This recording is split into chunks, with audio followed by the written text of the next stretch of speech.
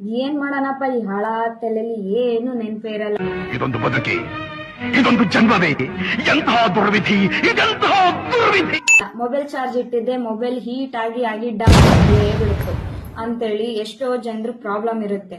Mobile charge full ಆಗಿದ ತಕ್ಷಣನೇ ಯಾವ ರೀತಿ ನಿಮ್ಗೆ ಇಷ್ಟವಾಗಿರುವ ಸಾಂಗ್ ಅಥವಾ ಮ್ಯೂಸಿಕ್ ಬರಬೇಕು ಅಥವಾ ನಿಮ್ಗೆ ಈಸಿಯಾಗಿ ಮೊಬೈಲ್ ಚಾರ್ಜ್ ಫುಲ್ ಆಗಿದೆ ಅಂತ ಗೊತ್ತಾಗಬೇಕು ಅಂತೇಳಿ ನಿಮ್ಗೆ ಏನಾದ್ರೂ ಆಸೆ ಇದ್ರೆ ಈ ವಿಡಿಯೋನ ತಪ್ಪದೆ ಕೊನೆವರೆಗೂ ನೋಡಿ. ನಾನು ಹೇಳೋ ಈ ಒಂದು ಆಪ್ ನ ನೀವು ಇನ್ಸ್ಟಾಲ್ ಮಾಡ್ಕೊಂಡ್ರೆ ಸಾಕು, ನಿಮ್ಗೆ ಅದರಲ್ಲಿ ಯಾವ ಸಾಂಗ್ ಬೇಕು, ಯಾವ ಮ್ಯೂಸಿಕ್ ಬೇಕು ಅಂತೇಳಿ ಆರಾಮಾಗಿ ಸೆಟ್ ಮಾಡ್ಕೋಬಹುದು.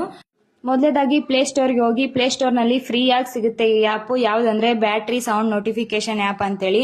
ಈ ಆಪ್ ನ ಹೋಗಿ ನೀವು ಆರಾಮಾಗಿ ಡೌನ್ಲೋಡ್ ಮಾಡ್ಕೋಬಹುದು. ಫ್ರೀ ಆಗಿ ಬರುತ್ತೆ. ಇದರಲ್ಲಿ ನಾವು ಯಾವ ರೀತಿ ಸೌಂಡ್ ನ ಸೆಟ್ ಮಾಡ್ಕೋಬೇಕು ಅನ್ನೋದು. ಓಪನ್ ಆದ್ಮೇಲೆ ಪ್ಲಸ್ ಸಿಂಬಲ್ ಕಾಣಿಸುತ್ತೆ. ಇಲ್ಲಿ ಬಲ್ಗಡೆ ಪ್ಲಸ್ ಸಿಂಬಲ್ ಮೇಲೆ ಕ್ಲಿಕ್ ಮಾಡಿದ್ರೆ connect, disconnect, full battery, low battery ಅಂತ ಕಾಣಿಸುತ್ತೆ.